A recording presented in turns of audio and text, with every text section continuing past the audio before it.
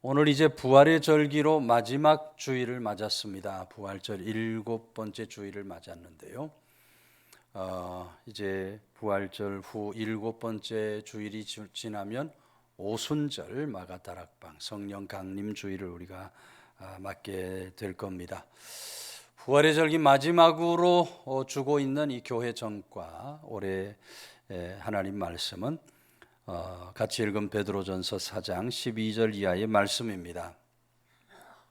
특별히 12절 말씀에 너희를 연단하려고 오는 불시험이라는 말씀이 기록이 되는데, 오늘 우리가 주신 믿음 세상을 살아갈 때 우리에게 닥치는 여러 가지 고난과 역경의 자리에서 성도가 어떤 마음가짐과 자세를 가지고 살아야 할까 주시는 하나님의 말씀을 듣게 되는데요. 12절 말씀 보면 사랑하는 자들아 너희를 연단하려고 오는 불시험을 이상한 일 당하는 것 같이 이상히 여기지 말아라 말씀을 합니다. 베드로 사도가 지금 편지를 쓰면서 고난 가운데 있는 성도들, 또 앞으로 계속해서 그 고난과 역경을 겪게 될 성도들을 향해서 사랑하는 자들아 이렇게 호명을 합니다. 사랑하는 자들아. 마치 자녀들을 위해서 모든 것을 버릴 수 있는 그런 어버이의 심정으로 편지를 쓰고 있는 겁니다. 마치 양들을 위해서 자기 목숨도 희생할 수 있는 그런 목자의 그런 심정으로 이 편지를 쓰고 있어요. 그런 마음, 그런 심정으로 베드로 사도가 편지를 쓸 때 불시험을 이상히 여기지 말아라고 말씀을 하고 있습니다. 반복적으로 기록이 되고 있죠. 이상한 일, 이상히라는 말이 반복적으로 기록되어 있습니다.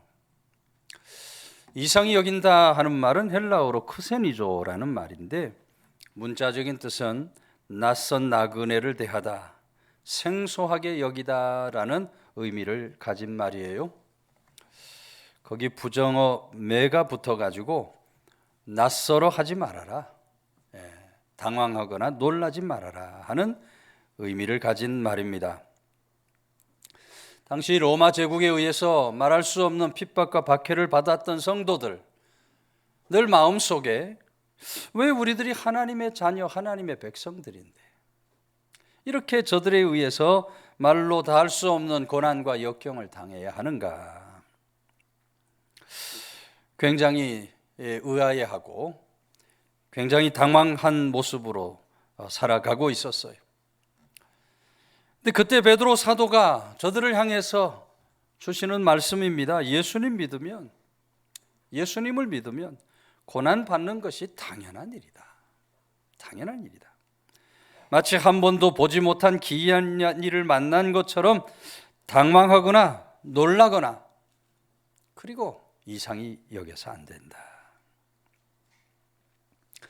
당시 북부 아시아처럼 벽지 지역의 사람들, 이 편지를 받고 있는 이런 사람들은 낯선 사람들이 이렇게 등장을 하면 굉장히 두려워하고 그리고 저들을 굉장히 낯설어하고, 심지어는 이렇게 낯선 사람이 오면은 대적으로 여겨서 싸움을 하려고까지 했다 그랬어요. 싸움을 하려고까지 했다.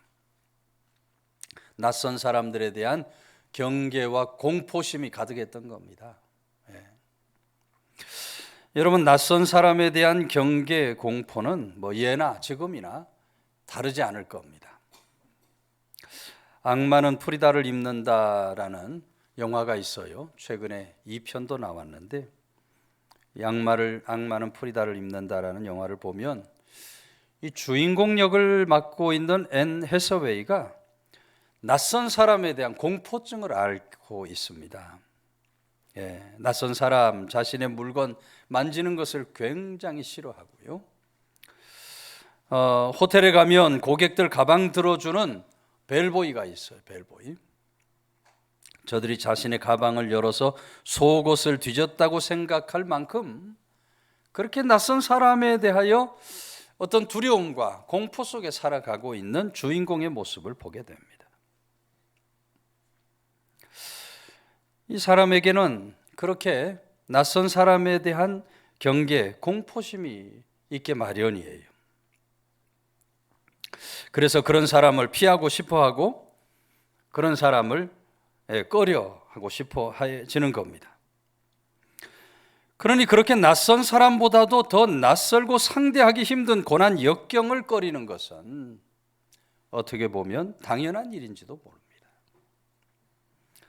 그런데 오늘 본문에서 베드로 사도를 통해 들려주시는 하나님 말씀은 정반대의 말씀이에요. 그런 낯선 사람 혹은 적으로 이렇게 사용되는 단어를 그대로 쓰면서 낯선 사람 적처럼 여기지 말아라. 다시 말하면 고난과 역경을 만났을 때 그것을 자신을 해하려는 어떤 적으로 보지 말고 도리어 절친한 이웃이나 절친한 친구나 가족처럼 여기고 받아들여야 한다. 왜 고난과 역경을 그렇게 이상히 여기지 말고 받아들여야 한다는 것입니까? 오늘 말씀은 그것이 우리를 연단하려고 오는 불시험이기 때문에 그렇다. 여기 연단이라고 하는 말은 우리로 하여금 믿음이 점점 단단해져서 하나님의 자녀로 부끄럽지 않은 그런 자리로 나아가는 것, 연단의 의미입니다. 불시험이라고 하는 말은 우리 속에 있는 모든 것들, 모든 불순물들이 제거되고 깨끗해짐으로 하나님 백성다운 삶으로 세워지는 것을 뜻하는 말이에요. 그러니까 성도들에게 오는 이런 여러 가지 고난과 역경은 성도를 괴롭히고 힘들게 하고 실패를 만들기 위해서 오는 것이 아니라는 거예요. 오히려 성도에게 닥치는 이런 고난과 역경은 믿음과 삶을 건강하게 만들어주고 고난과 역경이 오히려 우리에게 더 큰 유익과 축복을 주기 위하여 오는 것이니 그것을 이상히 여기지 말고 가족처럼 반겨 고난과 역경을 맞이할 수 있어야 한다. 앤드류 머레이가 쓴 나를 허물고 주님을 세우는 삶이라는 제목의 책이 있습니다. 이 책에 보면 이런 얘기가 하나 나와요. 남아프리카에서 오지로 이렇게 돌아다니면서 여행을 하는 남편을 둔 어떤 아내가 있었어요. 남편 아프리카 오지를 돌아다니니까 아프리카에는 뭐 우체국이 별로 없잖아요. 우체국도 없는 곳에 가가지고 뭐 몇 달씩 이렇게 지내고 머뭅니다. 어느 날인데 이 아내가 이렇게 보니까 어떤 아프리카 원주민 한 사람이 자기 집을 향해서 막 달려오는 모습이 보입니다. 가만 보니까 얼굴이 아주 험상궂게 사납게 생겼는데 손에는 창과 방패를 들었어요. 그리고 다른 손에는 뭔가 싼 신문지도 보입니다. 너무너무 놀라가지고 이 아내가 집 안으로 달려가서 문을 걸어 잠굽니다. 그랬더니 이 원주민이 아내 집에 와가지고 문을 막 꽝꽝 두드리면서 열어달라고 그럽니다. 문을 삐꼼 열고 이야기를 나눠보니까 이 원주민이 바로 자기 남편이 보낸 사람인데 남편의 그 소식을, 지금 지내고 있는 소식을 전달하기 위해서 한 달을 걷고 뛰면서 거기까지 왔다는 거예요. 들고 있는 신문지 속에는 남편의 편지가 거의 담겨져 있습니다.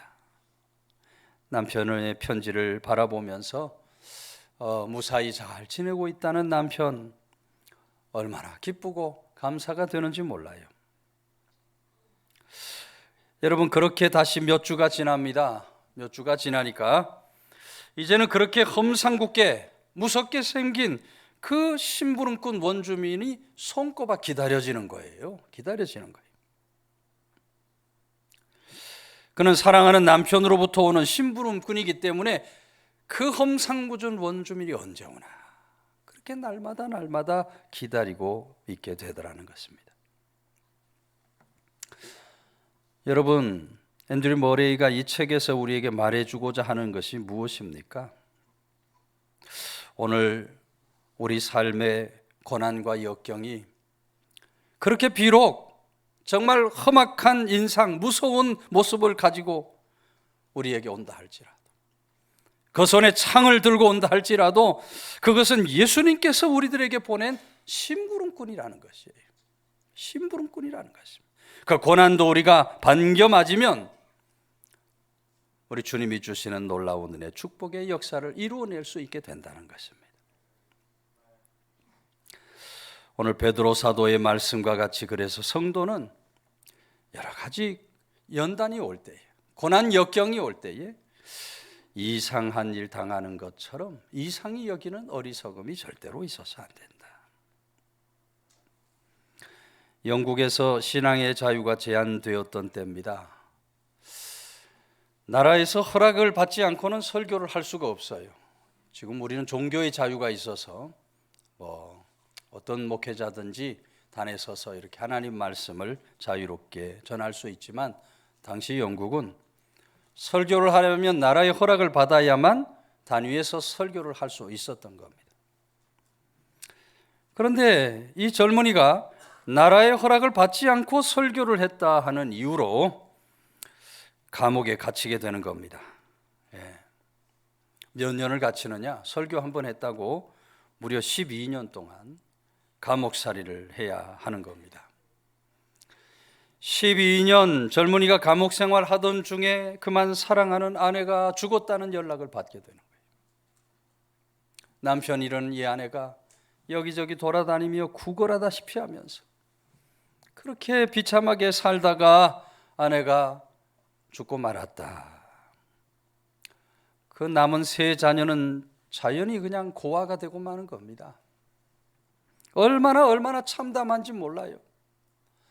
감옥에 갇힌 젊은이가 하나님을 향해서 이렇게 기도를 해요. 하나님, 너무너무 고통스럽습니다.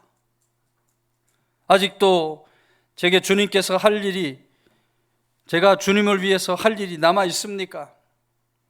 제가 할 수 있는 일이 남아 있습니까? 제가 해야 할 일이 있고 그 일을 볼 수 있다면 이 어려움, 이 고난 역경을 이길 수 있겠지만 내가 할 일이 보이지 않는다면 살고 싶지 않습니다. 그런 기도를 드린 거예요. 그때 그 마음속에 이런 감동이 일어요. 글을 써라. 나는 너에게 글을 쓰는 달란트를 주었다. 그러면서 주님 앞에 엎드려 기도하는 그에게 하나의 환상이 보입니다. 바로 천국을 걸어가고 있는 어떤 사람의 환상이에요. 그는 그 천국을 걸어가는 사람의 이야기를 글로 쓰기 시작합니다. 여러분, 이 책이 바로 성경 다음으로 세계적 베스트셀러가 된 철로 역정이에요. 그리고 감옥에 갇혔던 그 사람은 우리가 너무나 잘 아는 존 버년입니다. 고난 때문에, 역경 때문에 자신의 글 쓰는 재주를 발견할 수 있게 되었어요. 고난과 역경 때문에 그 달란트를 활용해서 세계적인 베스트셀러를 써낼 수 있었던 거예요. 고난을 이상히 여기지 말고 반겨 맞아라. 결코 쉬운 일이 아닐 겁니다.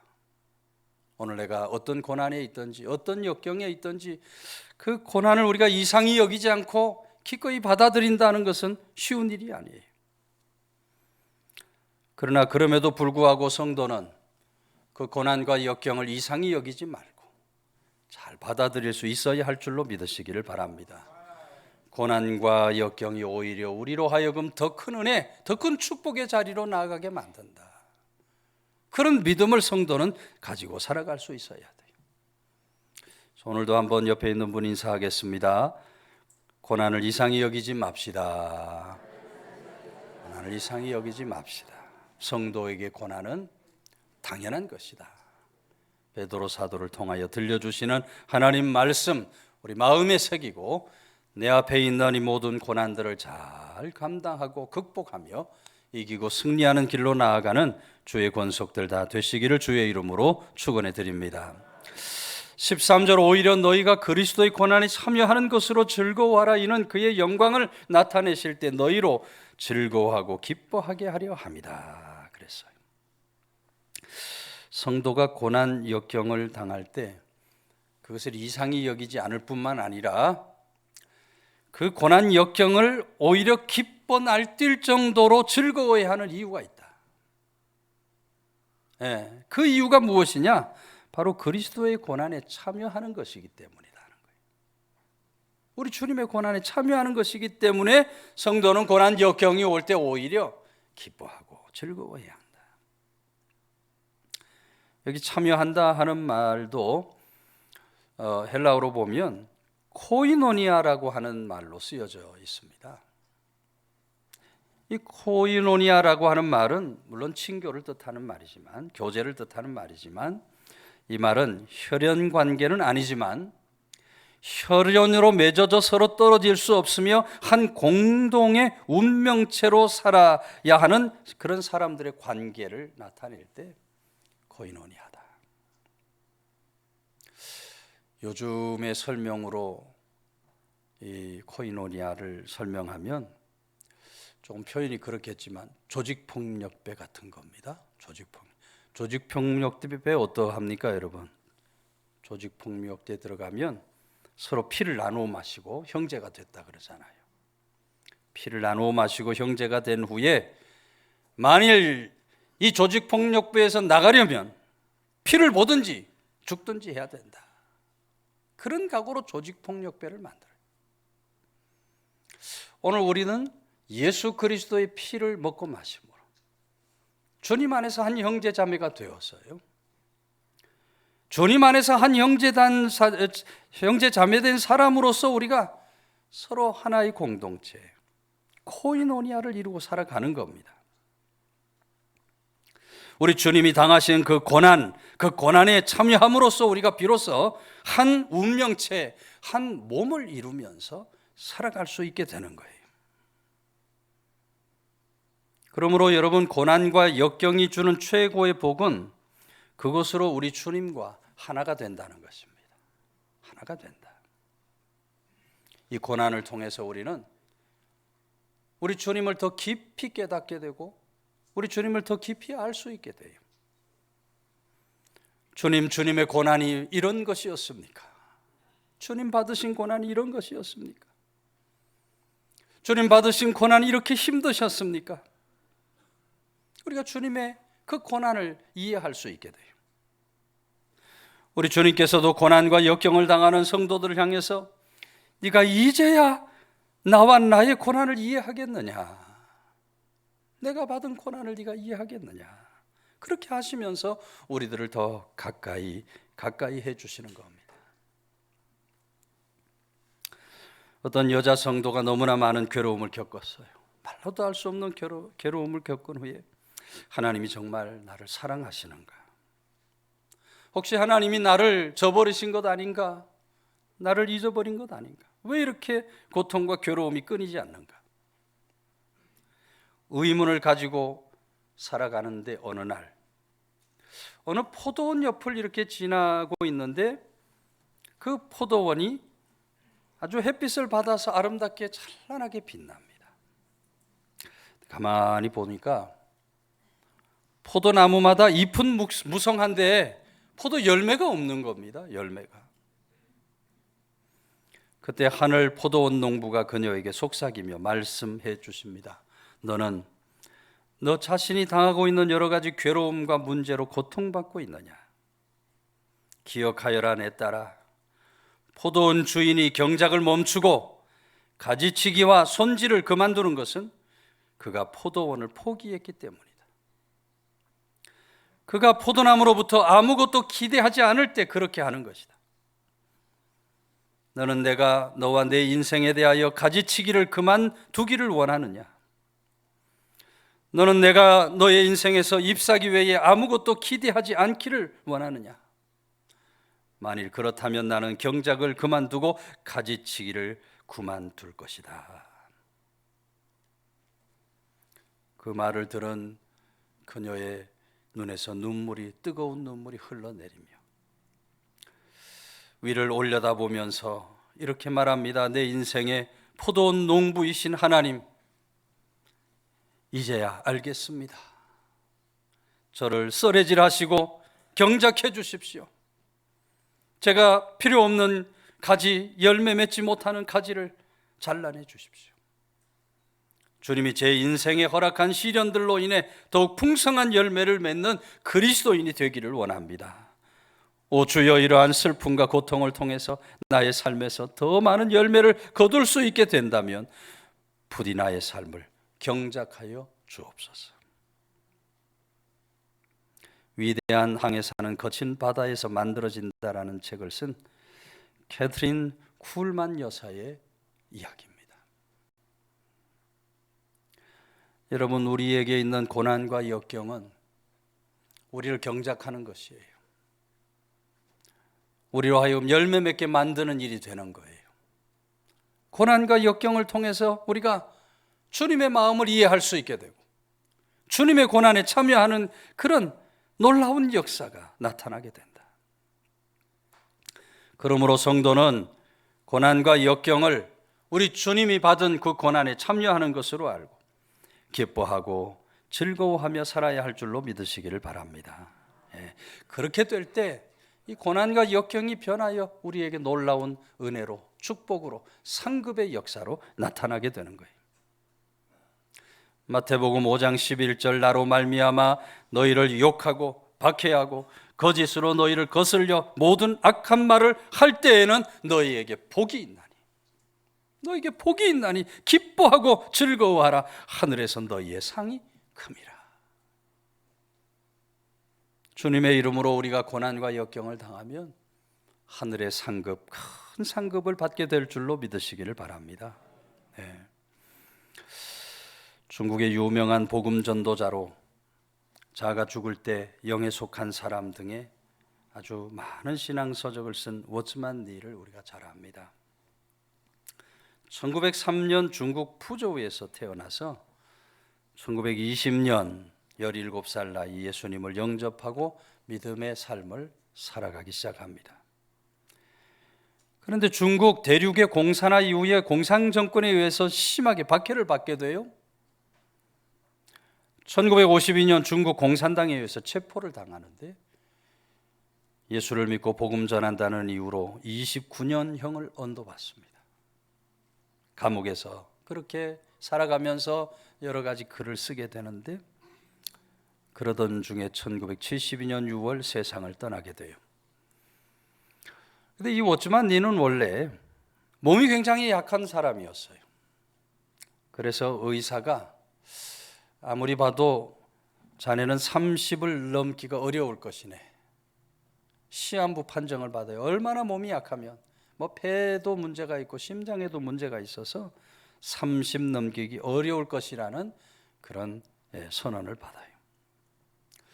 그러니 어쩌면 네가 하나님 앞에 나가서 기도하는 겁니다. 하나님, 이 육체의 가시를 빼주세요. 사도 바울처럼 하나님 앞에 간절히 기도를 드려요. 이 육신의 고난에서부터 건강한 삶을 살아갈 수 있도록 해 주십시오. 그렇게 하나님 앞에 간절히 기도를 드리는데 사도 바울에게 주신 응답은 아니지만은 전혀 아무런 응답이 없어요. 하나님으로부터 어떤 전혀 응답이 없어요. 그런데 그러다가 어느 날 밤에 아주 신기한 꿈을 꾸게 됩니다. 꿈에 배를 타고 양자강을 이렇게 거슬러 올라가고 있는데 한가운데쯤 가니까 큰 바위가 하나 나타나는데 그 바위에 걸려서 가던 배가 더 이상 갈 수가 없어요. 그래서 꿈에 기도를 드려요. 하나님, 이 배가 이 강을 지나가게 해 주십시오 하니까 하늘에서 하나님 음성이 들려요. 이 바위를 옮겨줄까 아니면 물이 불어나게 해서 지나가게 해줄까.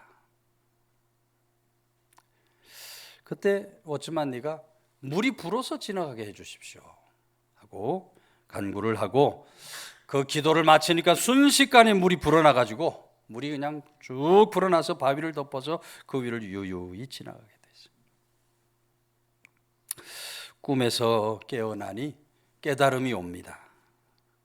하나님이 내 폐병과 심장병을 고쳐주실 수도 있으시고, 폐병과 심장병을 그대로 두고 이를 극복하도록 은혜를 넘치게 주실 수도 있는데, 둘 중에 어느 것을 선택하겠느냐 묻고 계신 거구나.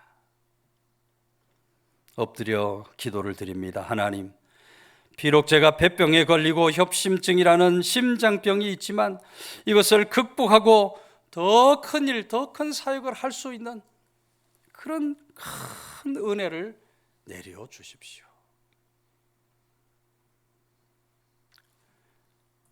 여러분, 평생 폐병과 심장병으로 고생했지만 하나님의 넘치는 은혜가 그에게 임할 때에 그 고난을 넉넉히 극복하고 이기고 승리하는 길을 가게 된 줄로 믿으시기를 바랍니다.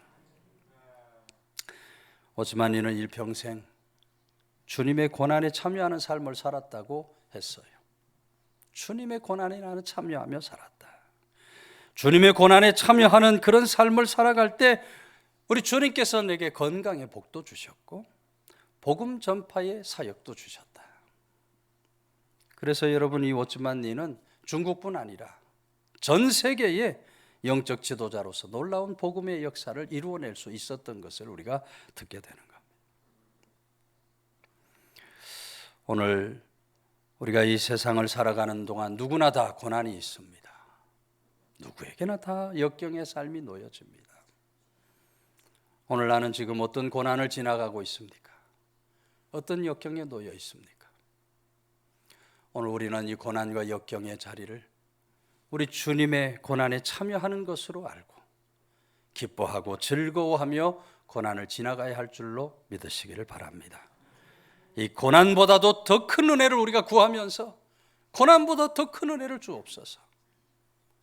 하나님이 주시는 더 큰 은혜로 말미암아 우리 앞에 있는 이 모든 고난의 역경의 길 이기고 승리하며 살아가는 믿음의 권속들 다 되시기를 주의 이름으로 축원해 드립니다.